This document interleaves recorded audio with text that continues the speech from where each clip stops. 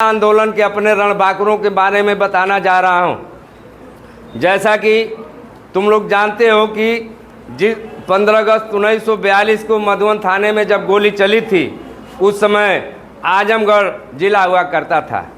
आजमगढ़ का तत्कालीन कलेक्टर नेबलेट था, जो एक बहुत ही क्रूर अत्याचारी कह लो, आतंकवादी कह लो, जैसो भी शब्द मेरे पास कम है उसके खिलाफ बोलने के लिए। वो आदमी जामडी के पास अपना टैंक लेकर आ गया और 15 अगस्त 1942 को हमारे जो मधुबन थाने के लोगों को हमारी जनता घेरी हुई थी, जिनका कुछ नाम इसमें तुम लोग देख भी रहे हो, लिखे भी हो, जैसा कि सभी लोग थाने को घेरे हुए थे और सभी लोग सीने में गोली खाए, पीठ में नहीं खाए। उसी क्रम में हमारे मधुबन के हमारे विष्णुदेव गुप्ता, जो नंदौर को रहने वाले थे, हमारे बाद में विधायक भी हुए, राम सुंदर पांडे जो अमरेश चंद पांडे के पिता हैं, गजियापुर के रहने वाले हैं, वह 5 बार विधायक रहे। जब यह स्वतंत्रता आंदोलन के बाद मधुबन से फिर पश्चिम में चले गए, यहाँ से जब अनुसूचित सीट हो गई। उसके बाद जो है रामविलास पांडे, उसके बाद रामनारायण मल जो हमारे गांव के रहने वाले, मेरे अगल बगल पटदार हैं, मेरे सटे सगे खून खानदान के हैं, उन्होंने भी गोली खाई और पूरा मेरे गांव का मकान तहस नहस कर दिया गया। जामवंत बनिया थे, उन्होंने उनके गले में गोली लगी थी। कन्हई राजभर जो अरौली के रहने वाले थे, जिनके पैर में गोली लगी थी। और इस तरह से हनीफ दर्जी सीधा यहीं मर गए, लछनपत कोयरी मर गए, कितने हमारे लोग जिसका नाम है बंधु चौहान मछिला के मर गए, भागवत सिंह कुचाई के मर गए, बनवारी यादव ही कटघरा के रहने वाले थे, मर गए, स्पाट वहीं मर गए। और राजदेव कांदू रामपुर के, रघुनाथ भर, शिवधन अर्जन पहाड़ीपुर के, हनीफ दर्जी, कुमार माझी, सोमर गणेरी, यानी समझ जाओ कि हमारा भारत को आज़ाद करने के लिए मधुबन का एक नाम है। मधुबन में कहीं मेला नहीं लगता है, 15 अगस्त को केवल पूरे हिंदुस्तान में मधुबन में मेला लगता है हमारे शहीदों के नाम पर के। और हमारा ये कोई मामूली धरती नहीं है मधुबन क्रांतिकारियों की धरती रही है। और इसके बाद चौरी चौरा का नाम आता है।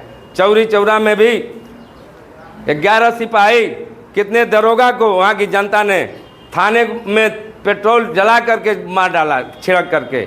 इसके बाद हमारा देश किस परिस्थितियों में आज़ाद हुआ, हमारे जो ये हमारे पूर्वज थे, ये लोग कितना सहन किए, 10-10 वर्ष का कारावास, जैसा कि तभी अभी तुम लोग अपने कापी में लिखो, सभी लोग 10-10 साल कठोर कारावास, पैरों में बेड़ियाँ, एक टाइम का भोजन, धूप में खड़ा करके। कितने लोग जेलों में मर गए, कितने लोगों का नाम है नहीं, कितने लोग लाश लेकर भाग गए। और हमारे पूर्वज डर के मारे कि यदि एक गाँव में कोई घटना किया है तो अंग्रेज जाकर पूरे गांव में तांडव फैलाते थे। और यहीं के चापलूस हमारे सेना मरती है बॉर्डर पर, हम ही लोग, हमारे बच्चे जाते हैं, सेना रक्षा करते हैं। जब देश रहेगा तो हम रहेंगे तो देश रहेगा। इसी शपथ के साथ अपने पूरे स्वतंत्रता आंदोलन के अपने पूर्वजों को याद करना है। और जब भी तुम लोग पढ़ाई पढ़ोगे, जितना IAS PCS में जाओगे, कहीं भी पढ़ोगे, यही सब इतिहास भूगोल तुम लोगों को मिलेगा। इस नाते इसका बढ़िया से अध्ययन करो और अपने पूर्वजों के बारे में जानो, क्योंकि जब इतिहास का नाम आएगा तो मधुबन का भी नाम आएगा। क्योंकि